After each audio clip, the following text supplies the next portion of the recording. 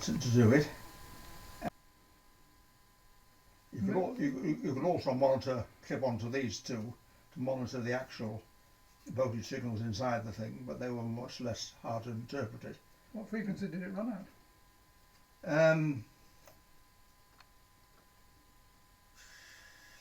I think the clock phase was probably 1 megahertz. There were two halves of the phase.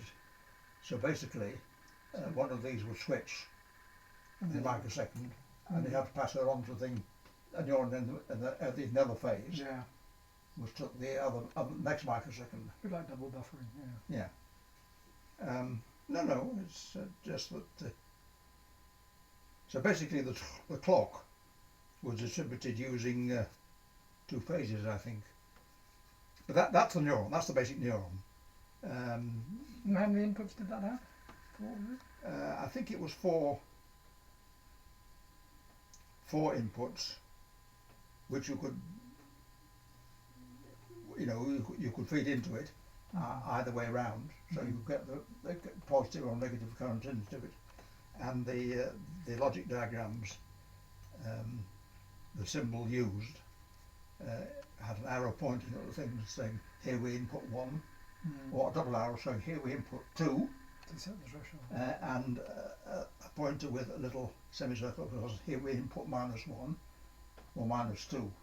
Oh yeah, for the inversion. Yeah. So basically you could. Yeah. That's the basic neuron, and there were a few variants on that. So they were balanced basically, and if you got them. The Oh, I 002. see, right. I think that's a 002.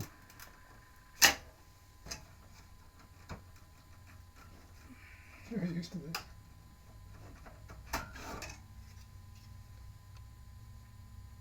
Um, 002, yeah. basically had the same number of inputs, but they shared the one output, which I think must have been the OR of the two of them. I forget. It's a long time since I worked to that level of detail. But we went to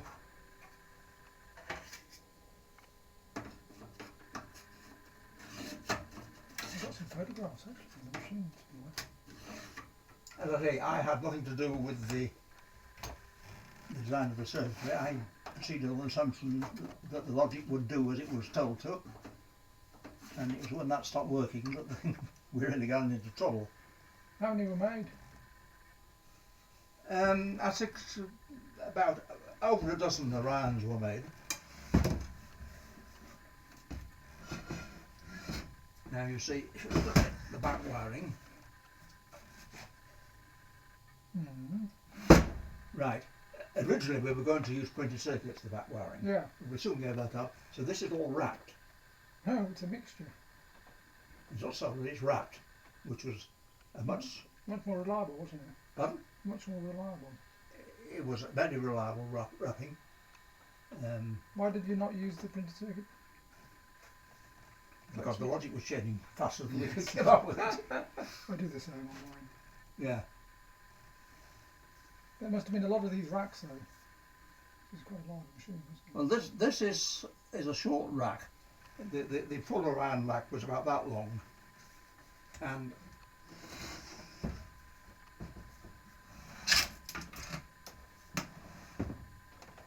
passing current around over a short distance was fine enough. For 20 cents, it transcended a long distance, and then you had to think, well, look, where is it going to come back? So the longer thing, transmissions in the machine had to have an earth plane. Yeah. And there, and then on this side there was printed circuits of wires, and then they distributed signals to the next cabinet. But I say that was very shaky. That was the problem. That was a downfall of it, wasn't it? I think so, yes. I say the serious machine worked a treat because it was only a sort of desktop size of machine. Were many of those made? What were they used for? The serious machine is interesting because it was a decimal machine. Oh right. Boundary coded, of course. And there's about 4 of them left in Australia, but none of them was working. There's emulators around for it. None in the UK? Any in the UK? No. Not that I'm aware of. Hmm. How come they survived in Australia? That's interesting. I don't know. That's what they are. There's some photographs somewhere. But nobody's got them completed. There's a tape drive. Did you use the tape at Cambridge? Oh, I got my PhD at the end of 1956. So it was 3 years before that. Well, I was 6 years in Cambridge altogether because I got my physics degree there. Interesting. You've seen the But the point is that you could start and stop the movement of the tape very quickly. Yeah. very quickly. We have the newer IBM versions of this. Yeah. Fascinating. Yes. But yes, Orion used the 1-inch tape decks, and Atlas used the same tape deck. There's some photographs somewhere. Where are they? I think there's a picture. There's a guy with it was wonderful in the machine room smoking a pipe. And the machine is sitting there smoking a pipe. That would be Tom Kilburn, Oh, right. a notorious pipe smoker. Oh, is it really? Oh yeah. I'll have to dig the photographs out. Yeah, they might be in this little pile here.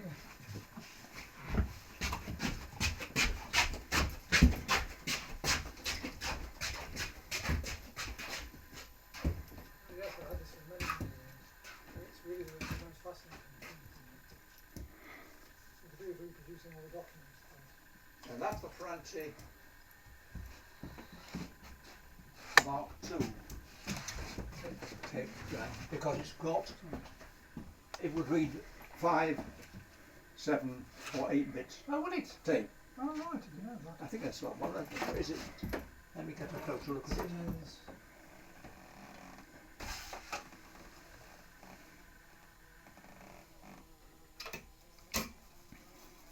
But all this cloth is on the end. But according to where that clip is, it alters the width of the tape. Oh, I see, yes. That will that it reads, and that would read. It was, I think, 300 characters per second, and it would stop on the character. Right. In fact, you could play tunes on it. No, because you can make it run. And also for Ferranti's, we developed a faster. Well, Cambridge developed a 1,000 character per second reader, which eventually is the one that Elliott's took over. The white one. Yes. And Manchester did one which was never like very like far. these. Yes, that's the Elliott one. Yeah, that's it. Basically the tape is gripped with this magnet here, which stops it. Oh, I see. So it could stop on the character even at 1,000 a second. So it gives enough friction. So with care you could write a tune to make it click at any desired frequency. So I've heard that one you see is receiving a positive input there, +1, and 2 negative inputs. So it needs, so any of these can stop that particular input. So Exactly, yeah. And And I think the output of the thing was the ore of what the two halves were. I forget exactly. so it always had to balance. But yes, that is a typical That's how it worked. logic diagram showing the 001, 001. That's the 002, and these are the 001, which is. And did they have any other ones? Was that it? There were various things because if you wanted to drive one output to drive lots of other inputs, Right. there was a special thing which we call a loud hailer, which produced a especially strong signal. Yes. And there were special circuits for solving the problem of deciding whether there's some analog signal had changed before in that pulse or in that pulse, which is also a problem. Basically, it's like a flip-flop. In principle, a flip-flop can stay in the middle bounce forever, trying to make up its mind which way to go. In practice, it all resolves quick enough that you don't need to worry about it. Yes, I see. Yeah. There was a special circuit built for that. Now that is the paper tape punch, used on the latest Pegasus and on Orion as well, I suppose. It was made by some firm in America, and that ran at, I think, punching in 100 characters a second. Yeah, I was told it was the one. As opposed to these cream beasts, which punch at about 25 characters a second. Unipunches. Is that used to actually produce, just to edit the tape? And all else failed. Put your tape in there. Stuck. And all else failed. You mend your tape and punch out the code by hand. 1, 2, 3, 4, 5. 1, 2, 3, 4, 5. Yeah, that's 8-track tape. Because whenever a tape tore, for example, and you want to mend it, yes, of course, you use sticky tape and then punch through the bits that needed punching through. You push it through. And if you wanted simply to hack your program, on occasion you use the Unipunch to do the job. Still got the chad in it. You've got the chads in it, yeah. So we have a the card reader, which is over here, isn't it? The ICT one. And you've got neural tape winders here, and that's a different example of 8-track tape, obviously. That came from Cambridge. That's a tape winder. That's a tape winder. That came from Cambridge. Yeah, very likely, because they use a lot of paper tape. I mean, so was IBM was the one that insisted using punch cards. But that's an interesting collection of things. What made them build it? What? Basically, as Gordon Scout said, we've got these neurons, what should we build with it? Oh, it's to try it out. See if you could build a machine using it. So the front office being totally uninterested, we sat down, and that is where I came in, and we said, right, we need a data processing machine. It doesn't need to be fast. It needs to have a very high throughput of data, because you're reading punch cards and you're outputting reams of stuff on a line printer, and for that reason you want something with a huge throughput. And then we realised that a time sharing machine, as I explained to you before, could reduce the requirement to have a separate input-output process, which IBM were wedded to. Of course, it was totally unfashionable, because to be fashionable you had to do what IBM were doing, and it wasn't done. So we, being Ferranti, we went against what IBM were doing. And of course at that time, you see, Ferranti's had West Gordon, which was engineers, and Portland Place in London, which was programmers. And the people in London generally took the view that the people of Manchester were merely hardware mongers. Yes. And don't really know about the real stuff. So we somewhat amazed them by coming to them with saying, oh, look, we think we've built a machine like this, which will timeshare like that. It'll need an operating system inside it to keep all these programs together. And they said, wow, this is exactly what the market needs and what we did. And at that time there was very fruitful cooperation between the team in West Gordon doing the hardware and the team in London doing the software. And the essentially operating system, I think it wasn't called operating system in those days, it was written by Henry Goodman, and a very good job made of it. You don't have a lot of memory in the machine. And the Americans were quite annoyed about it, were they, that he beat them to it? I don't know. I mean, the first two working computers were both in the UK. There was Tom Kilburn's machine, which is actually the first to run a program, a Storm program. It was the first one. I mean, the essence of the von Neumann thing is you store the program and the data in the same store. Okay. That's the essence of the von Neumann machine. Now, Tom Kilburn's baby was the first to actually do it. It's funny because they did it as an experiment. They were trying to do an experiment to see if they could make Williams tubes work. That's what that paper's about. I showed you. Exactly. Cambridge set out with the intention of producing a machine which would be usable by mathematicians to solve real problems. So that's the EDSAC. That's the EDSAC. So they engineered it much better, and Did they base it on the baby? no, it was totally separate Thought it was. thing, based on the ideas of the American EDVAC. But built using basic model structures ideas in the detail logic. And was EDSAC 2 just an evolution to microcode? EDSAC 2 was a totally different machine. Ah, right. That was a parallel machine. Right. EDSAC 1, which was the first computer I ever had occasion to write a program for, was to be usable. It was It had these mercury delay line stores, in the floor, wasn't it? and it had, and of course they're building a replica of it now down in Bletchley, Yes. and trying to faithfully follow. But as I explained to you before, they're not using mercury.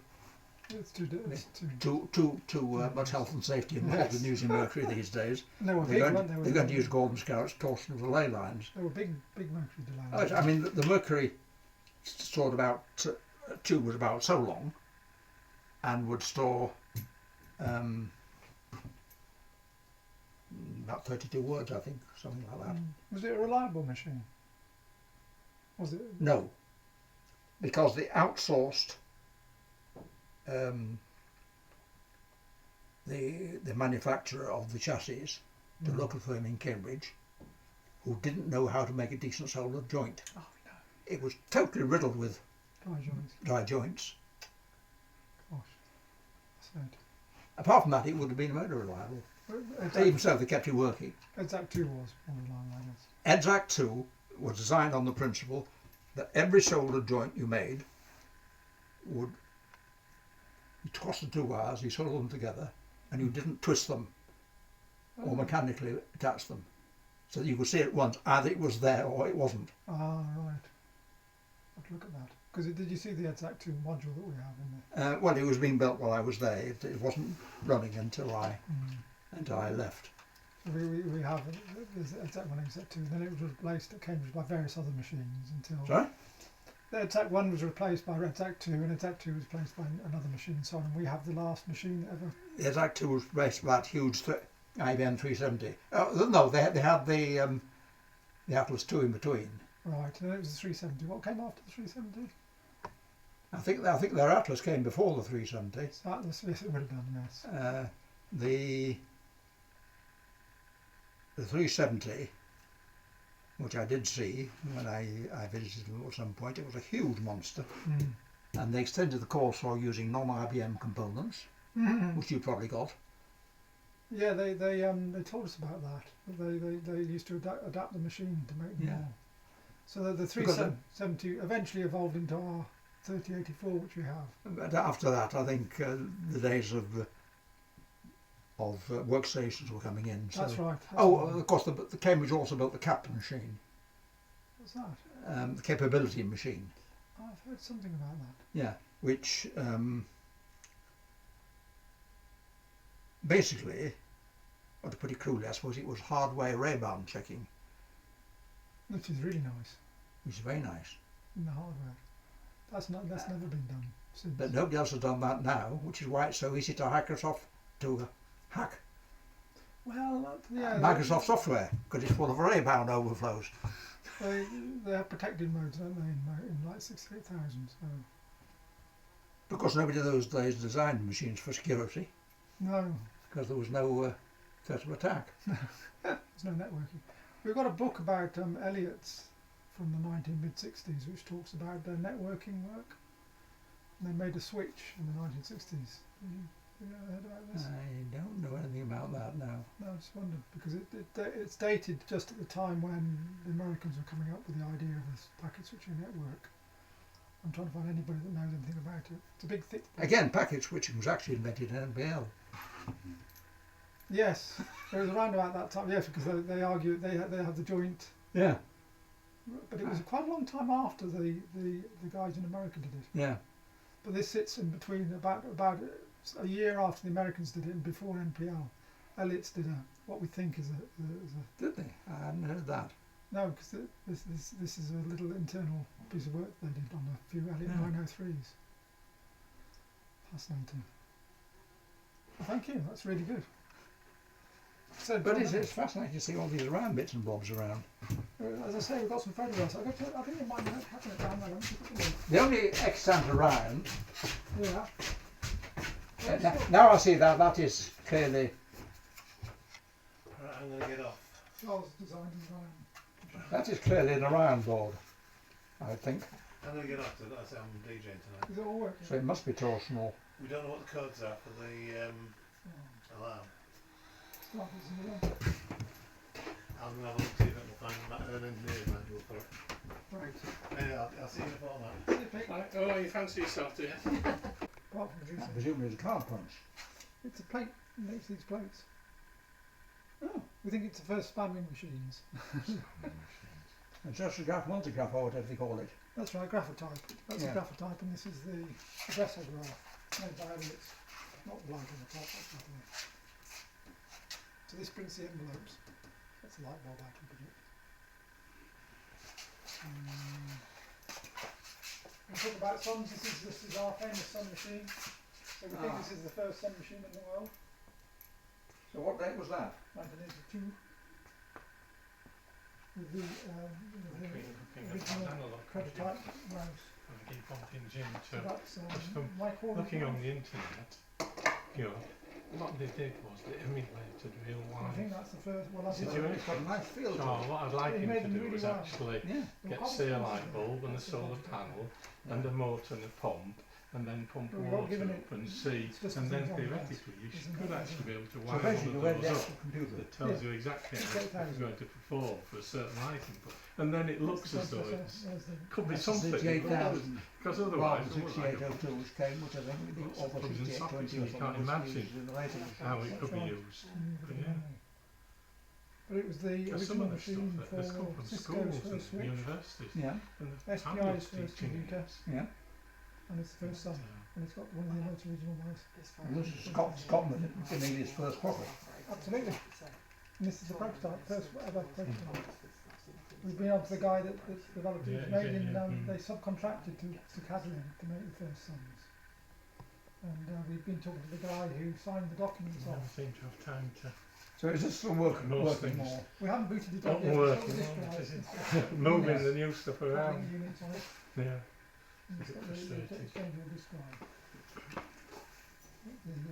There's various documents from Sun in here.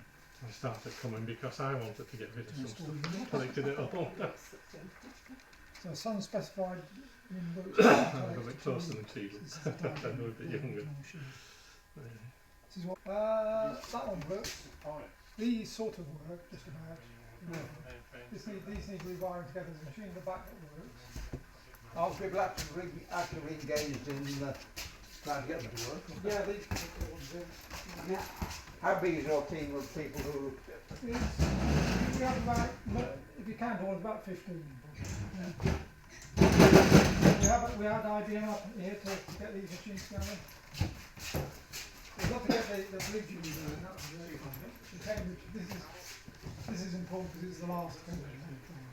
After this, it went in Yeah. the No, I must have seen that inside. It's a very small room. Well, the floor in the other room is painted in red. This floor as well. That's the floor as well. This is half of it. This is the main processor. And there's these multi-chip modules, amazing technology. This is all a cooling system, is it? It is. So this is just this is the processor. Are they circulating cold water or are they circulating freon? Or cold water. Cold water. Yeah. Goes to the cabinet at the end where it does the heat exchanger. It's a triumph for brute force unwritten, isn't it? It's ridiculous. Amazing. Oh, pressurizers. Oh, Triton. Yeah. These ones came, no Colossus actually. The Flexorite on Colossus, these came with it. So when they were after a flexowriter, actually, these they didn't want these, so I took them. But those aren't flexowriters. Oh, yes, they are. Yeah. They're programmatic flexowriters. So they have relay logic. Yeah, I mean, we use the flexowriter was the principal input-output mechanism on the Orion. Ah, right. We use 7-track tape, Mm. and see, Orion used a 6-bit character, and 8 characters made a 48-bit word. Right. Now the 1900, which essentially is an Orion done properly, They borrowed the same idea. had a 24-bit word, which is actually too short because it didn't give enough address space. It still had 6-bit character. How's your mum That was a expecting fixed you format. back? Yes, fixed format. And then IBM came along and made it fashionable to have 8-bit characters.